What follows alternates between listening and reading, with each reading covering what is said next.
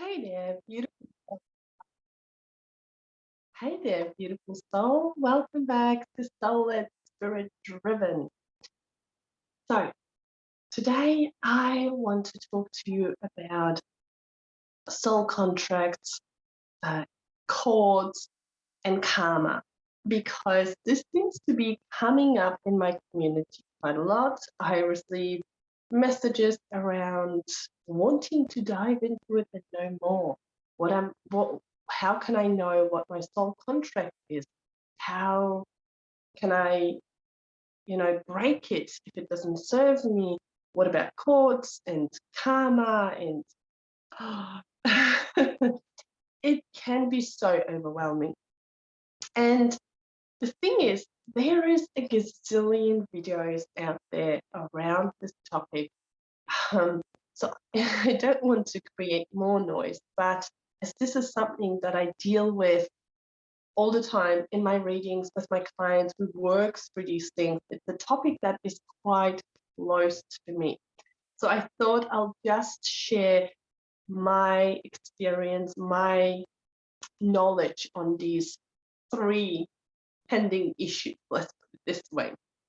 Now, as always, exercise discernment and put it through your filters, whether it's with me, whether it's something that you read out on the internet, because this information that we're sharing, it's not like a fact in terms of, you know, where Britain lies on the map, right? That's a fact. If you say, if you point to the map and you say this is where Britain is, or if you say, Germany is in Europe, that's a fact.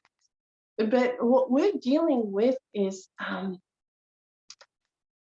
something that is an experience. It's kind of like, let's say there's five people who witnessed this crash.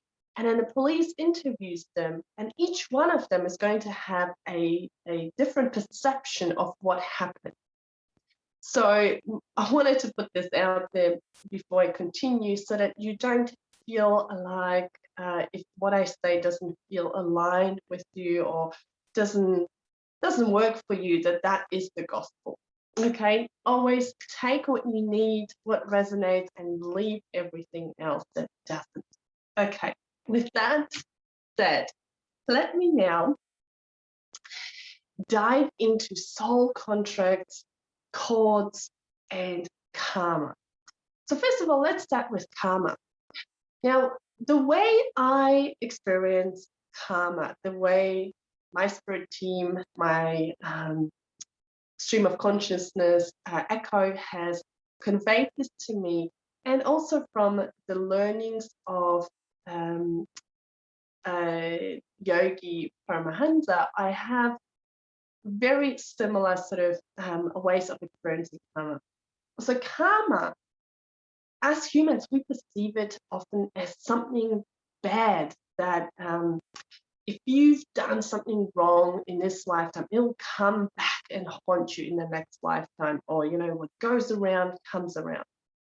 But really, karma means action, cause and effect. So the way this presents itself for souls, for us humans, really is that karma is almost like this energy that's trapped. So another way of looking at it is a soul is going through a bit of a groundhog day. So let's say a soul was in a human form here, wanting to learn about wealth and abundance. And that was one of their lessons, or two of their lessons. Now, let's say this human became wealthy and then it abused its power and it squeezed out money out of the poor, farmers and requested more and just didn't care about the small common folk, right? And was greedy and mean. Now, because this human abused the power, when he died and he had his life reviewed, the soul has realized, oh my gosh, that was awful. That was not how I wanted to experience this. Let me learn the opposite of it, the other polarity, and let me make it up to the people that I have hurt in that lifetime. And we'll come back to this. But so in the next lifetime, a soul might want to experience what it's like to be poor or humble or gratitude. That's another common life lesson. So it may choose parents who are poor, who are also on their own journey, maybe needing, wanting, experiencing poverty. And the plan is to come out of that poverty and perhaps make some money in that lifetime and then help others, right, do the same. But on this journey, the soul is going to learn what it's like to have been poor and remember this and use this as ammunition, as this fire in its belly, so that it can really connect with the people that it then wants to help. Still with me? Now, here's where it gets interesting, because then the soul is born. Of course, the human has no recollection of this. This is the point, right, of this game. We don't remember anything, unfortunately. And so the human is born into this poor family. Everyone, constantly repeats that we're poor. Wealthy people are bad people. They're so greedy because they have so much, we don't have enough. So it grows up with this poverty story. And now there's two ways that the story can play out. The human may realize that, oh, hang on a minute, it doesn't have to be this way. I feel like I'm here to do something bigger. I feel like I am here to help others. I am here to make money, right? This doesn't have to be my story. So it goes onto a path of healing, of changing this story, of breaking some ancestral roots, healing some wound that has occurred already in this lifetime, that has carried through from that past lifetime of being wealthy and abusing the power. So it works on himself, becomes wealthy, but has learned so much about love and compassion, and has so much gratitude for the hard road that it traveled, that now his work is so potent and he's so relatable to the people that are coming to him for support. Whatever job he has, as a coach, as a lending officer, whatever, but he's able to help these humans on a whole nother level because he has experienced all this and has done so much healing, right? He's coming from a completely different place. Now, the second scenario could be like this. The human believes all these stories and takes on this identity of, yeah, I'm poor. There's not enough money. Because they have so much, I will never be able to get rich. It's just not in the cards for me. Life is hard. Things happen to me all the time. It's pointless. And so that kind of puts him on this path of not enough, scarcity, maybe getting himself into debt, maybe even if he gets some money, because the universe goes like, no, come on, we're going to throw you the bone. We really want you to get back on path. Here's some money. Maybe he wins some money. Maybe he receives an inheritance. But because this human lives so much in his poverty story and is so stuck in this belief that he's poor because his family was poor, he just gets rid of the money, right? He doesn't feel deserving. So he'll spend it on whatever. So when this human dies, the soul will have a life review and go, I don't think we've learned a life lesson yet. Let me go into another lifetime. Let me try it differently. And this is how it is. So basically, the soul will keep repeating this karmic pattern till it masters. Now, if the first scenario happened, great, because that means the soul has awakened in that lifetime, realize what's happening, realize, oh, there's a story playing there. I've got some past life wounds or some wounds these people in my life who I felt like they're holding me down, they're actually here as teachers.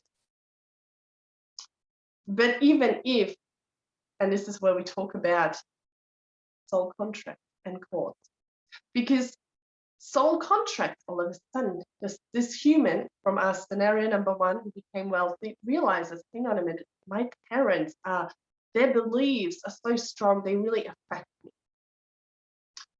So I feel like I need to cut some cords. Now, cutting cords does not mean like the way we humans believe is cutting ourselves away from people.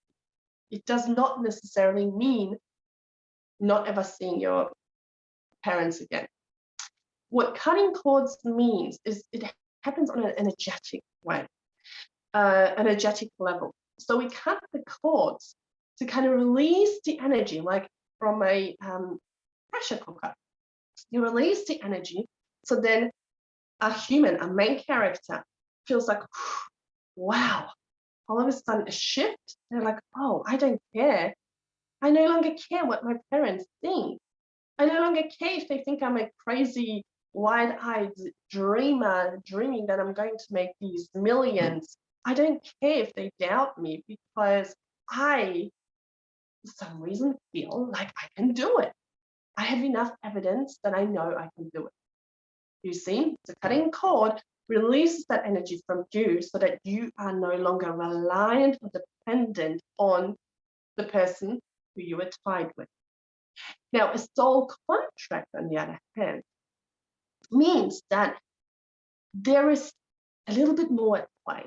Let's say these two parents in a past life were maybe the farmers that you squeezed out that money from.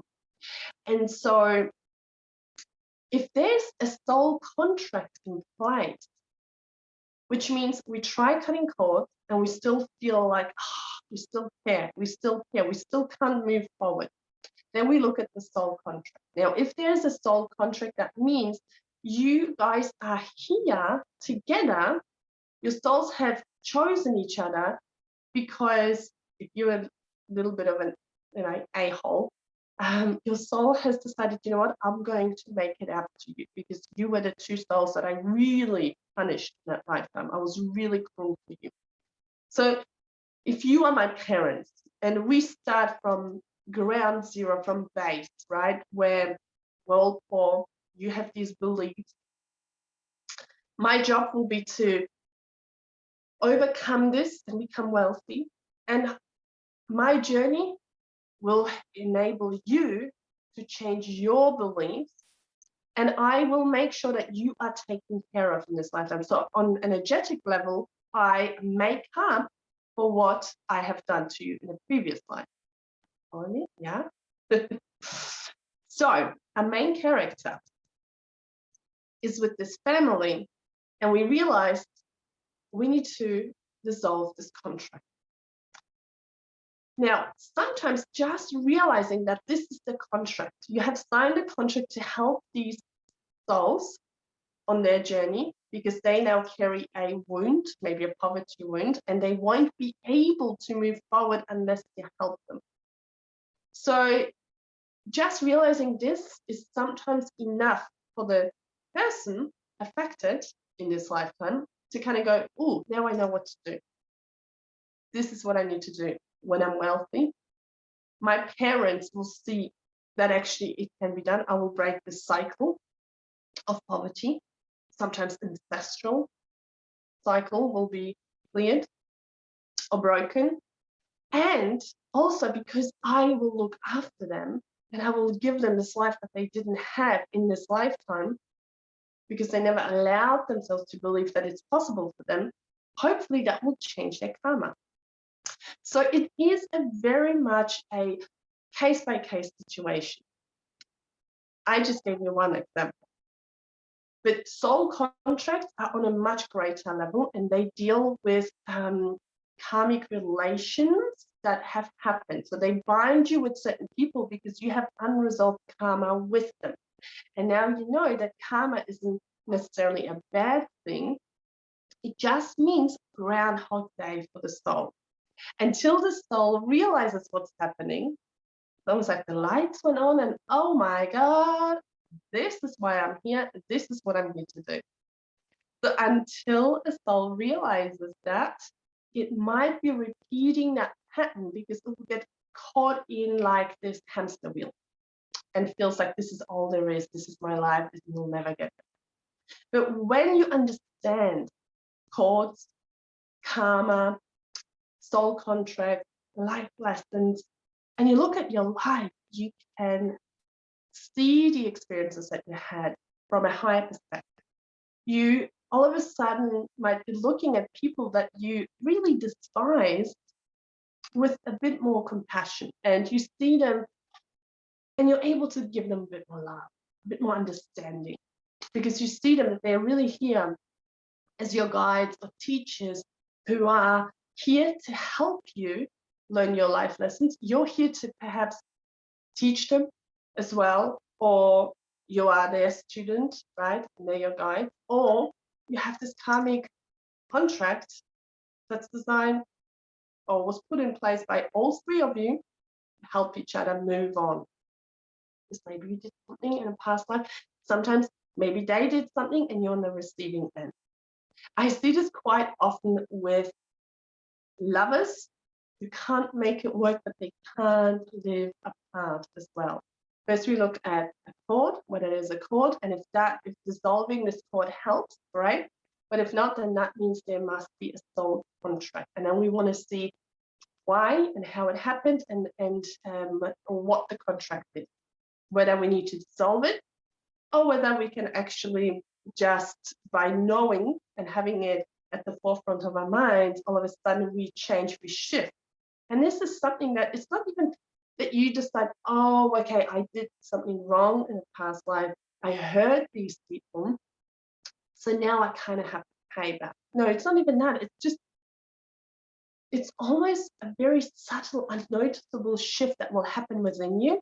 And you will start treating people differently. You will start exploring different avenues, maybe even venues with them. You might be celebrating after this whole revelation. So I hope that this has helped you to understand chords, soul contract, and as always, I will put my links everywhere so that you can find me with a click of a button. And this was such a pleasure to be in your ears and in front of you, because yes, this is the first time I'm actually recording my podcast while I'm recording a video, and fingers crossed, you can't see me doing that if you're listening to me, but fingers crossed I'll be able to do this in the future. Thank you so much for listening or watching. My name is Tasha Berg, and I am here to help you remember who you are on a spiritual level, human level, and to call you back home. Bye.